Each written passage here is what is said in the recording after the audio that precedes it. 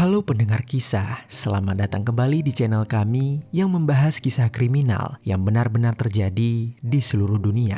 Kami berharap semoga kalian semua dalam keadaan sehat walafiat dan dijauhkan dari mara bahaya. Di dalam kisah kali ini, kami akan membahas sebuah kasus pengeksekusian yang melibatkan seorang aktor terkenal asal Thailand, yang mana dia didakwa telah mengeksekusi pacarnya sendiri setelah mereka mabuk-mabukan di rumahnya. Namun, si pelaku mengaku tindakan itu tidak sengaja terjadi karena mereka sebelumnya sempat memperebutkan sebuah pisau yang akhirnya membuat sang pacar tertusuk. Tetapi, ketika polisi menyelidiki kasus ini lebih dalam, sebuah fakta lain mengungkapkan kalau luka tusuknya berjumlah sebanyak 20 luka. Orang-orang bertanya, apakah mungkin tindakan tidak disengaja bisa membuat seseorang tereksekusi dengan 20 luka tusukan?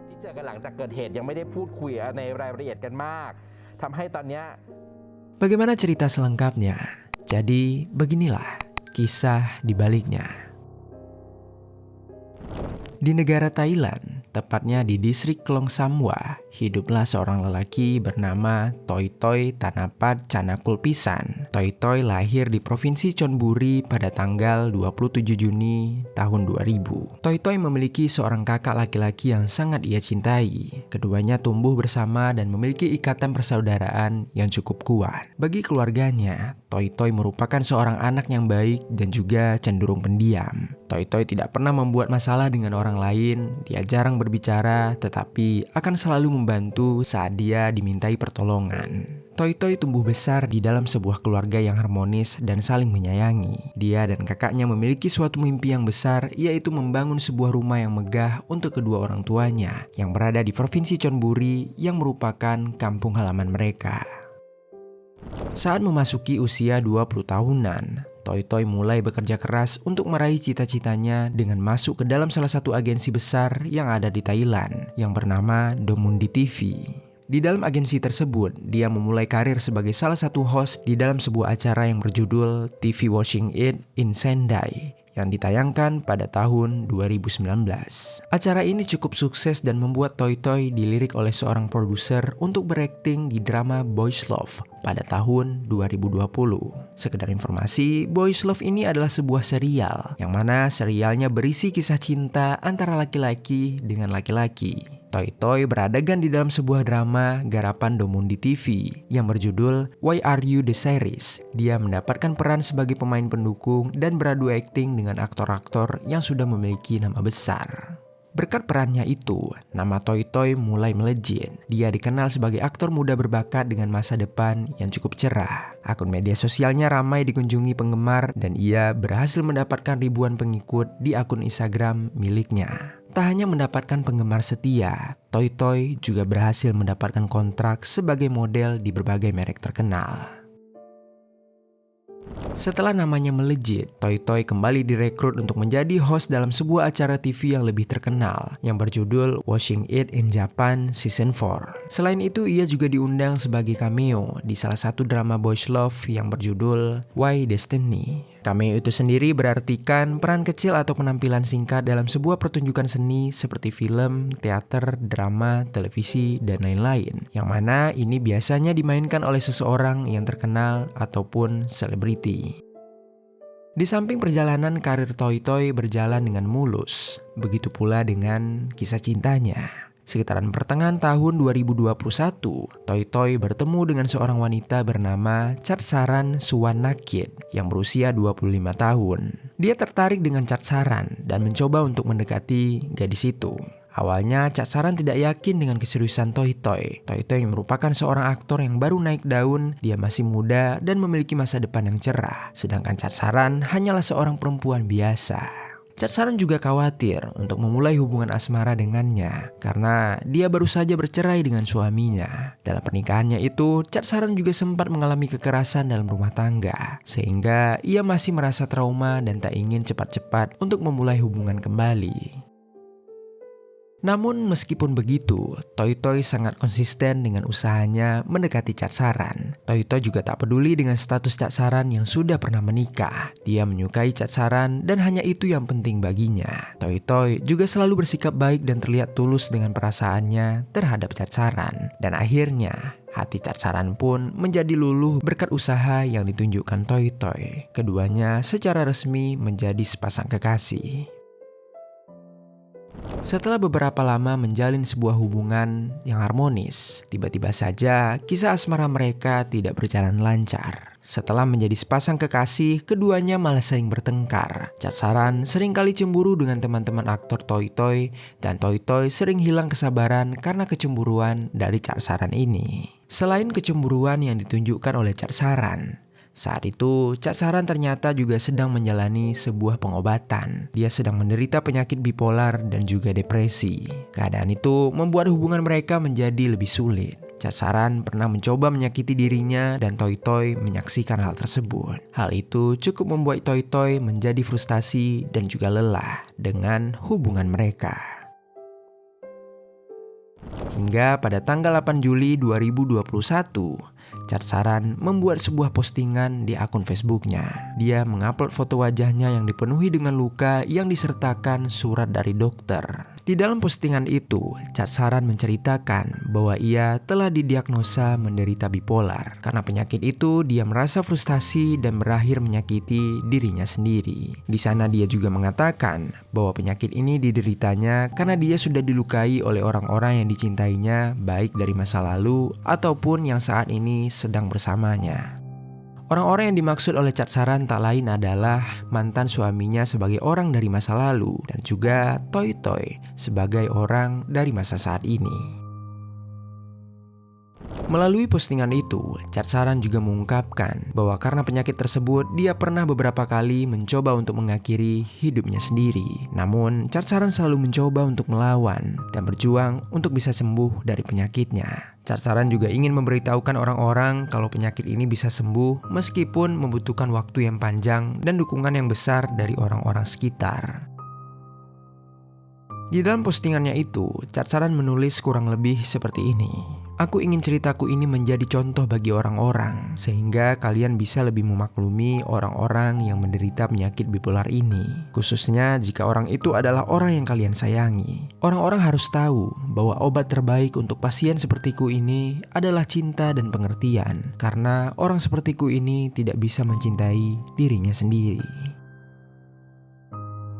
Di akhir postingannya, Cak Saran mengungkapkan bahwa dia berharap orang-orang tidak akan memperlakukan pasien dengan penyakit bipolar sebagai lelucon. Dia berharap orang-orang akan menganggap serius permintaan pertolongan dari orang yang menderita penyakit ini. Dia mengingatkan bahwa ketika ada orang dengan penyakit bipolar meminta pertolongan, itu bisa jadi merupakan permintaan terakhirnya yang penuh dengan keputusasaan.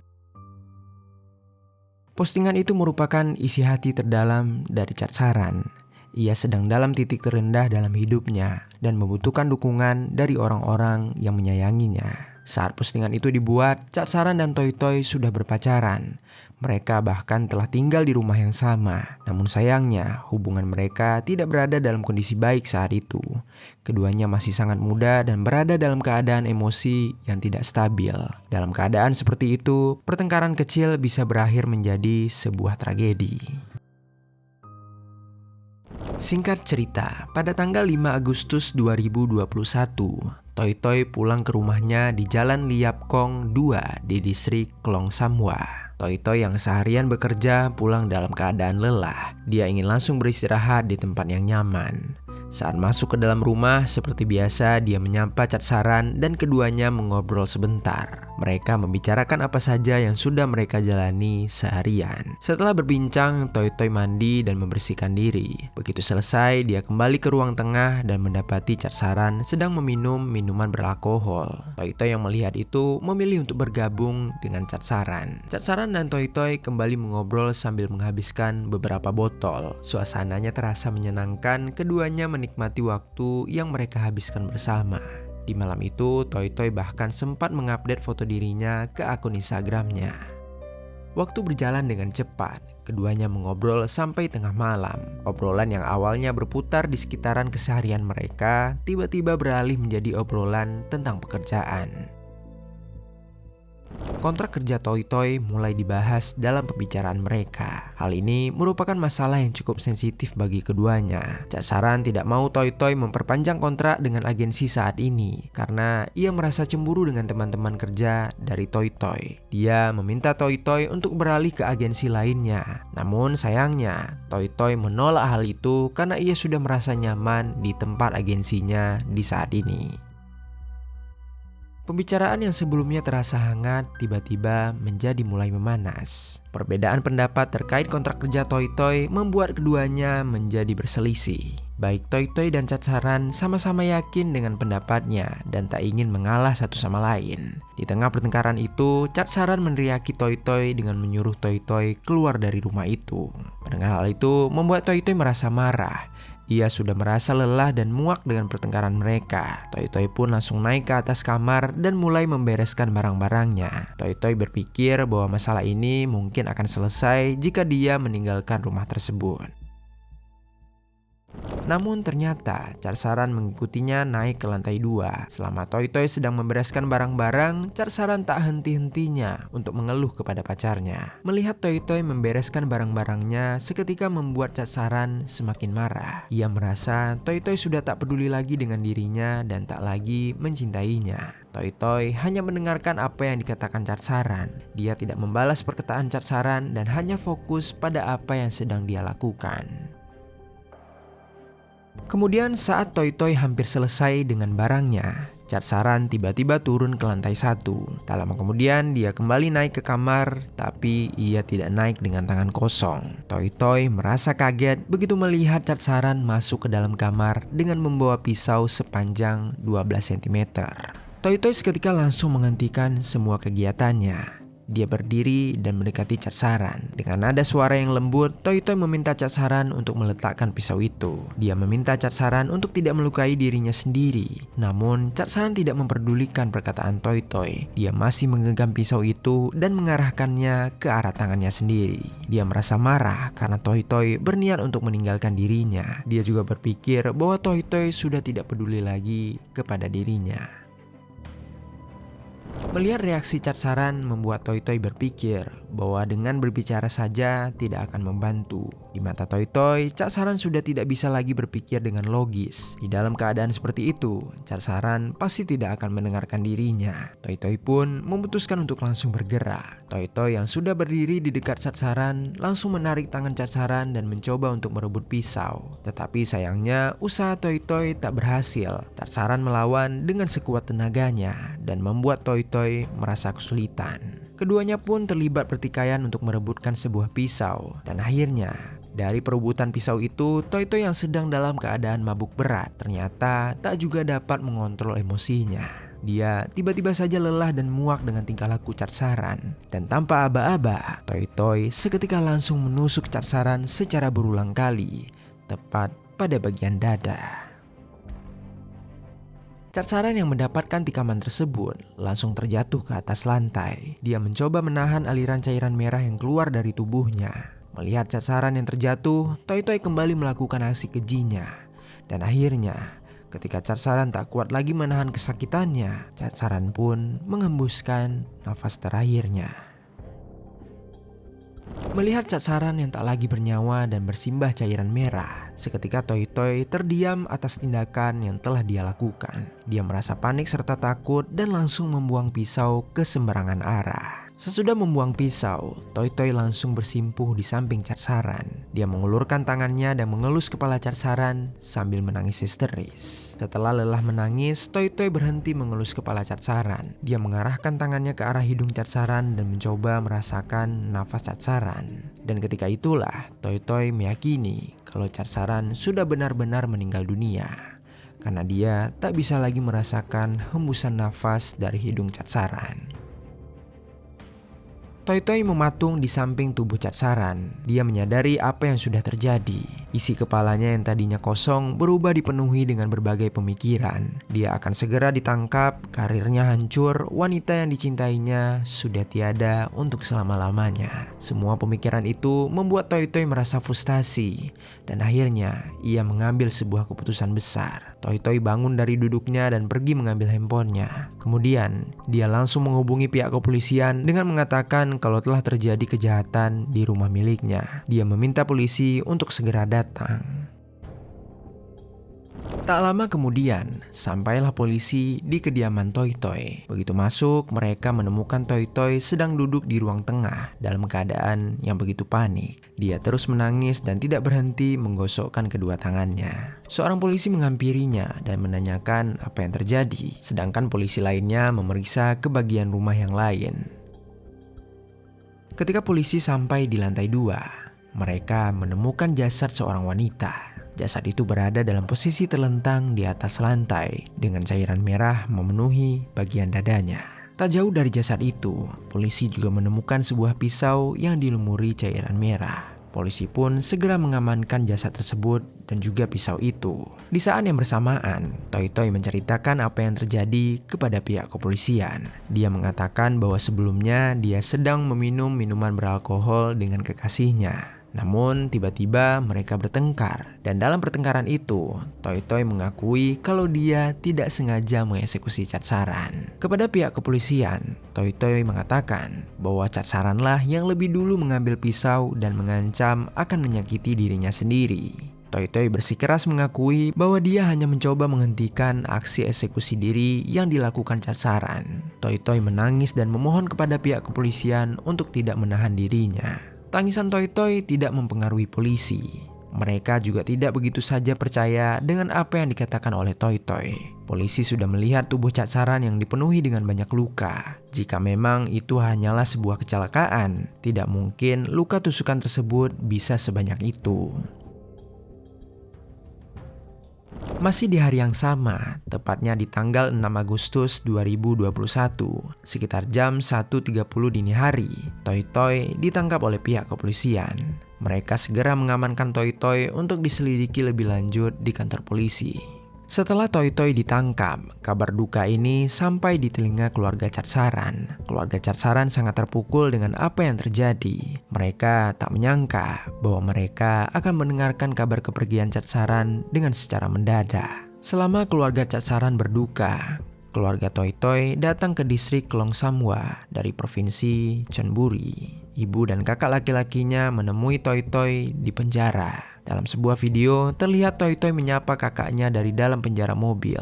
Mata Toy Toy terlihat sayu dan dipenuhi air mata. Saat itu, kakak Toy Toy meminta Toy Toy untuk tetap berjuang dan tidak menyerah. Toy Toy hanya mengangguk lemah setelah mendengar permintaan dari kakaknya.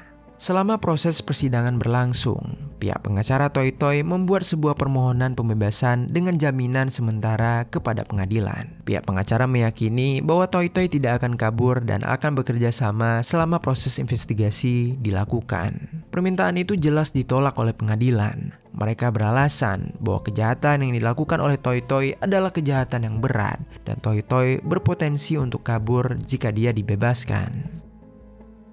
Saat itu sangat sulit bagi pihak pengadilan untuk percaya pada kesaksian Toy Toy, yang mana Toy Toy mengatakan bahwa dia tidak sengaja menusuk Chad Saran. Padahal sebuah fakta yang terlihat kalau total luka tusuk di tubuh Chad Saran mencapai 20 luka tusuk. Ini merupakan jumlah yang terlalu banyak untuk luka yang dibuat dengan tidak sengaja. Di samping itu, selagi keluarga Toy Toy berjuang untuk membebaskan Toy Toy, keluarga Chad Saran melakukan prosesi pemakaman untuk putri mereka. Dalam prosesi pemakaman itu, terlihat banyak orang yang hadir di sana, mulai dari keluarga hingga teman-teman Chad Saran. Para kerabat ini dengan tulus ingin memberikan penghormatan terakhir kepada Chad Saran. Suasana pemakaman berlangsung dalam kesedihan. Selama prosesi itu, orang-orang mendengar dan melihat bagaimana ibu Chad Saran tak henti-hentinya menangis untuk putrinya. Sang ibu telah kehilangan seorang putri yang ia besarkan dengan seluruh tenaga dan kasih sayangnya. Putri yang ia cintai dengan setulus hati dan sepenuh jiwanya. Putrinya kini sudah tak ada lagi di dunia. dan ia harus menguburkan sang putri dengan kedua tangannya sendiri. Berita penangkapan seorang aktor muda yang baru naik daun langsung menyebar dengan cepat. Berita ini mengagetkan masyarakat Thailand. Banyak reaksi yang bermunculan. Beberapa orang mengutuk apa yang dilakukan Toy Toy dan menuntut supaya Toy Toy diberikan hukuman yang seberat-beratnya. Namun meskipun begitu, masih ada beberapa penggemar Toy Toy yang menunjukkan dukungan kepada Toy Toy. Tak hanya itu, setelah berita ini menyebar, jumlah pengikut Toy Toy di akun Instagramnya naik dengan drastis. Sampai saat video ini dibuat, jumlah pengikut Toy Toy mencapai 85.000 orang. Setelah melalui proses peradilan, Toy Toy mendapatkan hukuman 10 tahun penjara. Dia dinyatakan bersalah karena telah mengeksekusi Catsaran. Keputusan itu membuat Toy Toy kehilangan karir, masa depan, dan masa mudanya. Namun, semua kehilangan yang dialami Toy Toy tidak seberapa jika dibandingkan dengan kehilangan yang dialami Catsaran dan keluarganya. Catsaran telah kehilangan nyawanya, hidup yang ia perjuangkan dengan sekuat tenaga telah direnggut dengan paksa dari tangannya sendiri. Keluarganya kehilangan sosok putri yang mereka cintai untuk selama-lamanya. Hidup bagi mereka tak akan sama lagi. Semoga Catsaran beristirahat dalam damai dan keluarga yang ditinggalkan diberikan kekuatan serta ketabahan. Dan untuk kita semua para pendengar kisah, semoga dari kisah ini ada pelajaran baik yang dapat kita ambil.